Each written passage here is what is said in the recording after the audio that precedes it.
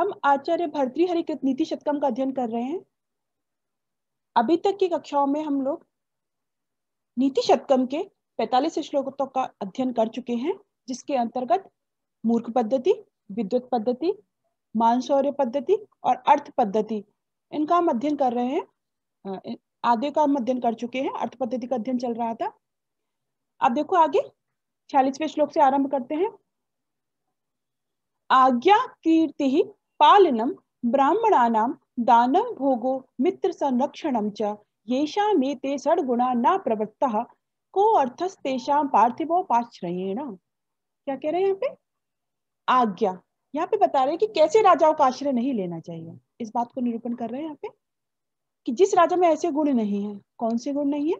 आज्ञा, आज्ञा देना, कीर्ति मानी यश, ब्राह्मणानां पालनम, ब्राह्मणों का पालन करना, दानम माने दान देना, भोगो माने उपभोग करना, मित्र संरक्षणम च, और मित्रों का संरक्षण करना, मित्रों की रक्षा करना।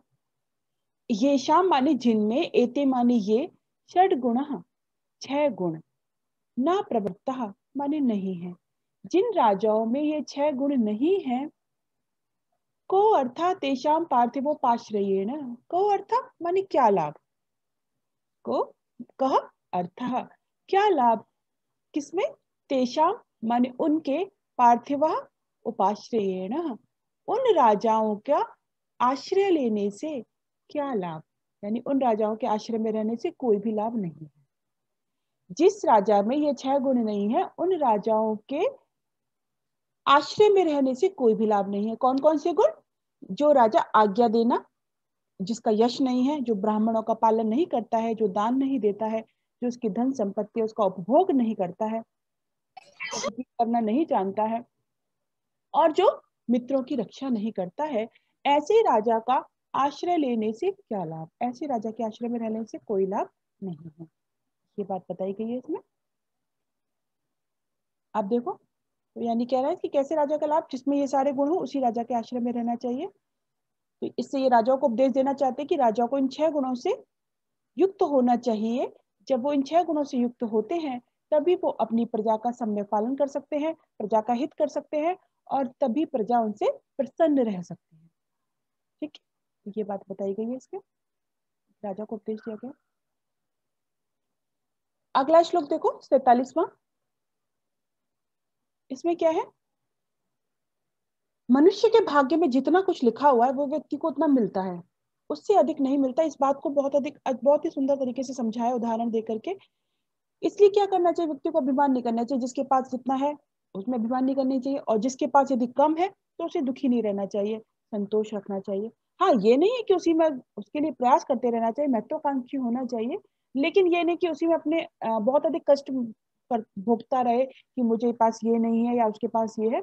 इस प्रकार से कार्य नहीं करना चाहिए व्यक्ति को। तो क्या कहना चाह रहे हैं? यद धात्रा निज भाल पट्ट लिखितम स्तोकम महद्वाधनम तत् प्राप्नोति मरुस्थले पिनितराम मेरौ ततो नाधिकम तद्धीरो भवित्त वस्तु कृपणाम वृत्तिम वृथा मा कृथा कूपे पश्य पयो निधा बपि घटो ग्रहणाति तुल्यम जलम। क्या कहना चाह रहे हैं यहाँ पे? यद धात्रा, यद माने जो, धात्रा माने विधाता ने, ब्रह्मा ने, निज भाल पट्ट लिखितम, निज माने अपने भालपट्ट, अपने भाग्य में, अपने मस्तिष्क पर जो लिख दिया है, जो विधाता ने ब्रह्मा के द्वारा अपने भाग्य में लिखा गया है। स्तोकम थोड़ा, महत यानी अधिक, या तो थोड़ा लिखा है या अधिक लिखा है। तो विधाता ने, ब्रह्मा ने जो व्यक्ति के भाल पे लिख दिया है, जिस उसके भाग्य में जो यह लिखा है, चाहे वो थोड़ा है चाहे वो अधिक है, क्या? या धनम, जो धन विधाता ने मनुष्य के भाग्य में थोड़ा या अधिक जो भी धन लिख दिया है, ठीक है, तत्प्राप्नोति मरुस्थले भी नितराम मेरौ ततो नाधिकम। तो वह धन, तत् माने वह धन, मरुस्थले भी, मरुस्थल में भी, नितराम माने अवश्य ही, प्राप्नोति माने प्राप्त कर लेता है, तथा नो न अधिकम, उससे अधिक नहीं। किस पर? मेरु माने सुमेरु पर्वत पर भी। जितना व्यक्ति के भाग्य में लिख दिया गया है उतना वह मरुस्थल में भी प्राप्त कर लेता है, और उससे अधिक वो सुमेरु पर्वत पर हो तो भी प्राप्त नहीं कर पाता है। ठीक है, यानी भाग्य में यदि अधिक धन लिखा है तो मरुस्थल में भी उसे मिल जाएगा, और यदि कम लिखा है तो वो सुमेरु पर्वत पे भी चला जाए तो अभी उसे कोई अधिक धन की प्राप्ति नहीं होगी। तो यहाँ पे कहना चाह रहे हैं कि विधाता ने जो लिख दिया है व्यक्ति उसको प्राप्त कर ही लेता है। तो आगे इसीलिए कह रहे हैं तद धीरो भव, तत् माने इसलिए, धीर माने धैर्यशाली, भव माने बनो, इसलिए तुम धैर्य धारण करो, ऐसे नहीं कि परेशान होते रहो, तो धैर्यशाली बनो। वित्त वस्तु कृपणाम वृत्तिम माँ कृथा, वित्त वस्तु धनवानों के सामने, कृपणाम वृत्ति दीन स्थिति को, वृथा माने व्यर्थ ही, माँ माने मत, कृथा माने प्रदर्शित करो। धनवानों के सामने, ये नहीं कि मांगते रहो धनवानों से कि मुझे अधिक धन प्राप्त हो जाएगा, तो उनके सामने तुम कृपणा वृत्ति को, यानी ऐसी जो दीनहीन स्थिति को अपनी को प्रकट मत करो, उनके सामने ऐसी स्थिति बार बार प्रकट मत करो, क्योंकि तुम्हारे भाग्य में जो धन है वो तुम्हें मिल जाएगा, और उससे अधिक तुम यदि ले भी लोगे तो या तो ये होता है ना, किसी के पास यदि धन भाग्य में नहीं है तो मिल भी जाता है तो वो नष्ट हो जाता है उसका, या कैसे भी चला जाता है, और जिसके में लिखा है उसको ये होता है ना, और जिसके व्यक्ति के जैसे होता है ना भाग्य में लिखा हुआ, यदि जिसकी जान बचनी है तो वो व्यक्ति बच ही जाता है, जिसको छोटी सी, कई बार किसी व्यक्ति को बहुत ही छोटी सी कोई रोग होता है वो उसी में उसकी मृत्यु हो जाती है। तो ये तो होता है ना जो भाग्य में लिखा हुआ है, होई सोई जो राम रचि राखा, को करी तर्क बढ़ा वही शाखा, जो भाग्य में लिखा हुआ है वो व्यक्ति को उसे सहज ही मिल जाता है। लेकिन ये नहीं कि भाग्य में लिखा है तो मिल जाएगा आराम से, हम कोई कार्य करना छोड़ दें। कर्मण्येवाधिकारस्ते माँ फलेषु कदाचन माँ कर्म फल हेतुर्भुः माते संगोष्ठ कर्मणि, हमें कर्म भी करना चाहिए। तो मनुष्य के भाग्य में जो कुछ लिखा हुआ है वो उसे मिल जाता है। तद धीरो भव, इसलिए धैर्यशाली बनो। कृपणा वृत्तिम माँ कृथा, तुम कृपण वृत्ति को माँ मत करो। अब आगे कहता है कूपे पश्य पयो निधि वापि घटो घृणाति तुल्यम जलोम। क्या कह रहे हैं यहाँ पे, मनुष्य क्या करता है, कूपे माने कुएं में भी, पयो निधौ वापि या सागर में भी, या तो कुएं में हो या सागर में भी हो। घटा माने घड़ा, घड़ाती तुल्यम जलम, जो घड़ा होता है वो तुल्य जल को यानी समान जल को ग्रहण करता है। अब यदि घड़े को तुम चाहे कुएं में से जल निकालो चाहे सागर में से जल निकालो, उसकी जितनी क्षमता है वो उतना ही तो लेगा। छोटा घड़ा है थोड़ा पानी आएगा, बड़ा घड़ा है बड़ा पानी है ज्यादा पानी आएगा। तो क्या सागर के पास रहने से उसे ज्यादा पानी मिल जाएगा, या कुएं के पास जो यहाँ पे कम जल है? ऐसा नहीं है, क्योंकि उसकी जितनी क्षमता है, जितना उसका लिखा हुआ है वो उतना तो आराम से ले सकता है। उसी प्रकार से मनुष्य को अपने भाग्य में जो कुछ लिखा हुआ है वो प्राप्त होता है, इसलिए उसे संतोष रखना चाहिए, और धनवानों के सामने दीनहीन वृत्ति को अपने को प्रकट नहीं करना चाहिए। ठीक है, ये बात यहाँ पे बड़े ही सुंदर तरीके से समझाई गई है। इसी बात को यहाँ पे कह रहे हैं, समझ में आ रहा है? तो जो विधाता ने व्यक्ति के भाग्य में लिख दिया है थोड़ा या अधिक धन, वह व्यक्ति उसको मरुस्थल में भी प्राप्त कर लेता है, और उससे अधिक वो सुमेरु पर्वत पर भी प्राप्त नहीं कर पाता है। इसलिए धैर्यशाली बनो, धनवानों के सामने अपनी दीनहीन स्थिति को, अपनी कृपण वृत्ति को प्रकट मत करो। देखो कि जो घड़ा होता है वो चाहे कुएं में चाहे वो समुद्र से तुल्य जल को ही ग्रहण करता है, यानी उससे अधिक वो जल को ग्रहण नहीं कर पाता, चाहे वो कहीं भी रहे। तो यही बात यहाँ पे कही है। तो जितना मिल जाए उसमें संतोष करना चाहिए, और अधिक प्राप्ति के लिए प्रयत्नशील रहना चाहिए। ये नहीं कि आप प्रयत्न छोड़ दो, लेकिन संतोष रखना चाहिए जो मिल गया, और अपनी कभी भी किसी के सामने अपनी दीनहीन दशा को प्रदर्शन नहीं करना चाहिए। तो यहाँ पे उदाहरण देकर के समझाया है घड़े का, तो दृष्टांत अलंकार भी है, शार्दुल विक्रीतम यहाँ पे छंद है। अगला चलते हैं।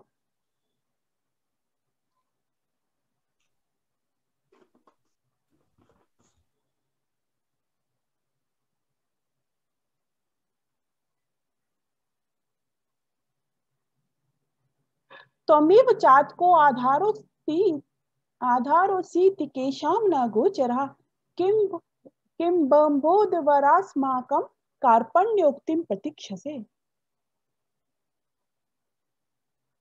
ये कह रहे हैं कि सच्चा दानी वही है जो याचक मांगे ना उसकी स्थिति को देखकर उसे पहले ही दान दे दे। तो इस विषय का प्रतिपादन करते हुए कह रहे हैं, हे अम्भोधवर, हे श्रेष्ठ मेघ, अम्भोध मेघ, वर माने श्रेष्ठ, हे श्रेष्ठ मेघ, त्वम एव चातक आधारो असि इति, तुम ही चातक के आधार हो। चातक पक्षी होता है ना, वो मेघ से ही जल ग्रहण करता है, स्वाति नक्षत्र की बूंद, वो कहता है ना कि जल, चातक जो पक्षी होता है वो मेघ का, बरसात का प्रतीक्षा करता है। वो जानता है कि मेघ है, तुम मेघ जानते हो कि तुम किसके आधार हो, चातक पक्षी के तुम ही आधार हो, उसकी जीवन तुम्ही पर आधारित है। हे अम्बोधवर त्वम एव चातक आधार असि इति केशाम न गोचरा। यह कौन नहीं जानता, यह किसे ज्ञात नहीं, सभी जानते हैं। इसलिए क्या कह रहे हैं, अस्माकम कार्पण्योक्तिम प्रतीक्षा से है। फिर वो कह रहे हैं कि फिर तुम हमारे दीनहीन वचनों की किम माने क्यों प्रतीक्षा से, माने प्रतीक्षा कर रहे हो, प्रतीक्षा करते हो। तो बोले जब तुम जानते हो कि तुम चातक पक्षी के आधार हो, तो तुम फिर क्यों उसके दीनहीन वचनों की, हमारे कि हम उसके वो याचना करेगा तब तुम उसे जल दोगे, ऐसी तुम क्यों उसकी प्रतीक्षा करते हो। तो यहाँ पे दानी पुरुष जो व्यक्ति है उसके स्वभाव को बताया जा रहा है कि दानशीलता जो दयालु स्वभाव है, वो वही व्यक्ति सच्चा ज्ञानी है जो जो देखता है कि भाई इसको कष्ट है, तो उसको उसको तदनुरूप यथाशक्ति और जैसी उसको आवश्यकता है उस हिसाब से उसे दान दे, उसकी आवश्यकता की पूर्ति करे, उसकी सहायता करे। और जो सच्चा दानी वही है कि जो उसको देखते ही समझ जाए कि इसको किस चीज की आवश्यकता है, ठीक है, उसी प्रकार उसको सहायता का दान करता है। याचक अपने अन्नदाता को छोड़कर और किससे याचना करेगा। तो यहाँ मेघ और चातक पक्षी का उदाहरण देकर कभी दानशील व्यक्ति के स्वभाव का परिचय दे रहे हैं कि चातक अत्यंत स्वाभिमानी है, वह बादलों से गिरते हुए जल को ही ग्रहण करता है, अन्यथा प्यासा रहकर मृत्यु को वरण कर लेता है। वो केवल बादल से ही जल ग्रहण करता है, नीचे से नहीं करता, और नहीं तो वो मृत्यु स्वीकार कर लेता है। अतः बादल से प्रार्थना करता है कि सबको ज्ञात है, कवि कह रहा है तुम ही चातक पक्षियों के जीवन के सर्वस्व हो, प्राणाधार हो, अतः तुम उसकी क्या करो, उसकी दीन याचना की प्रतीक्षा क्यों कर रहे हो, उसकी जल बरसा कर उसकी तृष्णा को शांत करो। अतः कभी दानशील व्यक्ति को संकेत दे रहा है कि दान तो वे देते हैं जो याचकों की आवश्यकता की पूर्ति तुरंत करते हैं और उसकी आवश्यकता को समझ जाते हैं। ये नहीं कि वो जब उसे मांगेगा कहेगा तब करेंगे। व्यक्ति की महत्ता इसी में ही है कि जब जिसको आवश्यकता है उसको तदनुरूप उसकी सहायता करे, ये नहीं कि वो उससे कहेगा तब वो उसकी सहायता करे, जब कहता है तो उसकी सहायता करने से क्या लाभ, जो पहले से सहायता करे वो ही है। इसलिए हमेशा बढ़ के किसी की सहायता करने के लिए आगे रहना चाहिए, ये नहीं प्रतीक्षा करनी चाहिए कि मुझसे कहेगा। जब भी जिसको जिस प्रकार की आवश्यकता है बेटा उसको उस प्रकार की सहायता के लिए हमेशा तत्पर रहना चाहिए। अनुष्टुप छंद है, अन्योक्ति अलंकार है, किसी को उक्ति करके किसी और से कही जा रही है बात। अगला देखो लगभग उसी भाव का है, रे रे चातक सावधान मनसा मित्रम क्षणम श्रूयताम अम्बोधा बहवो वसंति गगने सर्वे प्रणेता दृशा केचित् वृष्टि विराद्रयन्ति वसुधाम गर्जन्ति केचित् वृथा यम यम पश्यसि तस्य तस्य पुरतो मा ब्रूहि दीनम वचः। क्या कह रहा है, चातक को संबोधित करते ही मनुष्य मात्र को शिक्षा दे रहा है कि तुम यार बिना सोचे समझे किसी से भी याचना करने लगते हो, कि याचक को बिना सोचे समझे किसी से भी याचना नहीं करनी चाहिए। देखना चाहिए कि कौन मेरी उस आवश्यकता को, मेरी सहायता कौन मेरी कर सकता है। हर किसी के सामने कृपण वृत्ति को धारण मत करो, हर किसी के सामने अपनी दीनहीन स्थिति को प्रकट मत करो। ये बात यहाँ पे कह रहे हैं, चातक के माध्यम से मनुष्य मात्र को शिक्षा दी जा रही है। चातक को तो यहाँ पे बनाया गया लक्ष्य, तुम चातक से वो कह रहा है, लेकिन वो संबोधन किसको जा रहा है, सामान्य मनुष्य मात्र को, क्योंकि यहाँ पे नीति शतकम जैसा हम जानते हैं सुभाषित यानी मनुष्य मात्र के लिए। हम लोगों ने देखा कि कितनी सुंदर सुंदर वचन आ रहे हैं, हमें सीख मिलती है कि किस प्रकार जीवन यापन करना चाहिए, किस प्रकार के गुणों को धारण करना चाहिए, कैसी सत्संगति होती है, कैसे विद्वान होते हैं, किस प्रकार मूर्खों के साथ नहीं करना चाहिए। तो बहुत सारे सुंदर सुंदर श्लोकों को हम देखते हुए आ रहे हैं। तो यहाँ पे वही चीज आज देखते हैं, क्या कह रहे हैं, रे रे चातक, हे चातक पक्षी, सावधान मनसा, सावधान मन से, क्षण क्षण माने क्षण भर के लिए श्रूयता सुनो।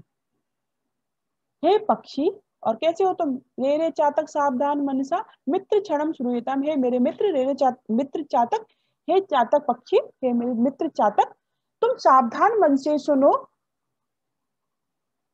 अम्बोधा बहवो बसंती गगने, क्या कह रहे हैं, गगने माने आकाश में, बहवो माने बहुत सारे, अम्बोधा माने बादल, बसंती माने रहते हैं। आकाश में तो बहुत सारे बादल रहते हैं, मेघ होते आकाश में। तो फिर क्या कह रहे हैं, सर्वे अपि एतादृशः न, सभी सर्वे अपि माने सभी, एतादृशः माने एक जैसे, जैसे तुम्हें जिसकी तुम्हें, भाई ऐसा नहीं होता ना, क्या कहना चाह रहे हैं अभी आगे बता ही देंगे पंक्ति में, कि वो कुछ बादल होते हैं ना, गरजते हैं पर बरसते नहीं है, कुछ बादल ऐसे होते हैं, और तुम क्या सबके सामने याचना करने लग रहे हो, तो जो बादल बरसेगा ही नहीं तो तुम्हारी प्यास कैसे शांत होगी, तुम उससे क्यों याचना कर रहे हो। तो कह रहे हैं कि आकाश में तो बहुत सारे बादल होते हैं, किंतु सर्वे भी नेतादृशः, किंतु सारे बादल एतादृशः माने एक जैसे नहीं होते। क्या करते हैं उनमें से, केचित वृष्टि भी आद्रयंती वसुधाम, केचित माने कुछ, तो वृष्टि भी माने वर्षा से, वसुधाम माने पृथ्वी को, आद्रयंती माने गीला कर देते हैं। उनमें से कुछ बादल तो ऐसे होते हैं जो वर्षा करते हैं और पृथ्वी को गीला कर देते हैं, ठीक है, सिंचन करते हैं। केचित गर्जंती वृथा, और कुछ ऐसे होते हैं जो व्यर्थ में ही गरजते रहते हैं, कुछ बादल व्यर्थ में ही गरजते रहते हैं, गर्जना ऐसी होगी और वर्षा बिल्कुल नहीं होगी। कुछ बादल ऐसे होते हैं जो वृष्टि से, वर्षा से पृथ्वी को गीला कर देते हैं, और कुछ व्यर्थ में ही गरजते हैं। तो इसलिए कह रहे हैं, तो बादलों में जिस प्रकार अंतर बताया, क्या कहना चाह रहे हैं कि भाई तुम सारे बादलों को देख करके याचना करना मत आरंभ कर दो, पहले ये देखो कि कौन सा बादल वर्षा कर सकता है, उसी से तुम याचना करो। तो यम यम पश्यसि तस्य तस्य पुरतो मां ब्रूहि दीनम वचः, तुम यम यम पश्यसि, जिस जिस किसी को तुम पश्यसि माने देखते हो, तस्य तस्य माने उस उसके पुरतः माने सामने, दीनम वचः दीन वचन, मां ब्रूहि मत बोलो, जिस किसी को भी देख लो उसके सामने तुम दीनहीन वचन मत बोलो। तो हे मित्र चातक, तुम क्षण भर के लिए मेरी बात सावधानी पूर्वक सुनो, कि आकाश में तो बहुत सारे बादल होते हैं, लेकिन सारे बादल एक जैसे नहीं होते। कुछ बादल ऐसे होते हैं जो अपनी वर्षा से पृथ्वी को गीला कर देते हैं, जबकि कतिपय बादल ऐसे होते हैं जो केवल व्यर्थ में ही गर्जना करते रहते हैं, वो बरसते नहीं है। इसलिए तुम जिस जिसको देखते हो तुम उस उसके सामने याचना करना आरंभ मत करो, ठीक है। यानी बहुत सोच विचार के तुम देखो कि किसके सामने मुझे याचना करनी चाहिए, किसके सामने मुझे अपनी दुख भरी गाथा। तो सामान्य मनुष्यों को कह रहे हैं कि भाई सारे व्यक्ति ऐसे नहीं होते कि तुम सबके सामने जाके याचना कर दो, अपनी दुख भरी गाथा तुम इसको भी सुना दी उसको भी सुना दी। लेकिन पता चला कुछ लोग तो केवल मजा लेते हैं, सुन लेंगे तुम्हारी सारी बात और तुम्हारा उपहास और करेंगे, तुम्हारी सहायता तो वो करेंगे नहीं। इसलिए मनुष्य को हर किसी के सामने अपनी बात नहीं कहनी चाहिए। संसार में ऐसे बहुत कम होते हैं दयालु जो तुम्हारी बात को सुन करके द्रवित हो जाएंगे, तुम्हारी सहायता करेंगे। तो व्यक्ति को ये देखना चाहिए कि कौन मेरी सहायता कर सकता है, तब व्यक्ति को उसके सामने याचना करनी चाहिए, ठीक है। यहाँ पे यही कह रहे हैं, तो सच्चे दानी मनुष्य सच्चा जो दानी होता है, दानशील व्यक्ति होते हैं, वो तो उसी से मनुष्य को याचना करनी चाहिए। ये नहीं कि हर किसी के सामने उसने याचना कर दी, हर किसी के सामने हाथ नहीं फैलाना चाहिए। जैसे कि बादल से हमें समझाया गया है इसको चातक को, कि बादल तो दोनों तरह के होते हैं, लेकिन तुम्हें देखना चाहिए कौन सा बादल वृष्टि कर सकता है, तुम्हें उसी के सामने प्रार्थना करनी चाहिए, ठीक है। तो यहाँ पे यही कहना चाह रहे हैं कि व्यक्ति को देख लेना चाहिए कि कौन मेरी सहायता कर सकता है उसके सामने। देखो पहले वाले श्लोक में बता दिया था कि जो दानशील व्यक्ति है उसका स्वभाव बताया कि उसको व्यक्ति को देख लेना चाहिए कि किसको सहायता की आवश्यकता है, वो उसकी प्रतीक्षा ना करे कि ये याचना करेगा तब मैं इसकी सहायता करूंगा। और यहाँ पे यानी कि यहाँ वहां तो जो दान दे सकता है, जो व्यक्ति की सहायता कर सकता है, उसको उपदेश दिया है उसको, और यहाँ उसको उपदेश दे रहे हैं जिसको आवश्यकता है, जिसको सहायता की आवश्यकता है। तो वो ये कह रहे हैं कि ऐसा नहीं कि तुम हर किसी के सामने अपनी बातें कहने लगो, तुम ये देखो कि कौन मेरी सहायता कर सकता है। तो बहुत ही सुंदर चातक पक्षी के माध्यम से समझाया गया है, और बहुत सुंदर श्लोक है, ठीक है। यहाँ पे साधु विकीर्तम अप्रस्तुत प्रशंसा अलंकार है, एक और देखते हैं। अकरुणत्व कारण विग्रह पर धने पर योषिति च स्प्रहा सुजन बंधु जनेश्व सहिष्णुता प्रकृति सिद्धमिदम ही दुरात्मनाम। दुर्जनों के स्वभाव का बात कर रहे हैं। जो दुष्ट व्यक्ति होता है ना, उसका स्वभाव कैसा होता है। अब देखो दुष्ट व्यक्ति के लक्षण आएंगे अब, दुर्जन पद्धति क्या कह रहे हैं। अकरुणत्व निर्दयता, दयाहीनता, दया नहीं रखते वो किसी के प्रति। अकारण विग्रह, बिना कारण के लड़ाई करना।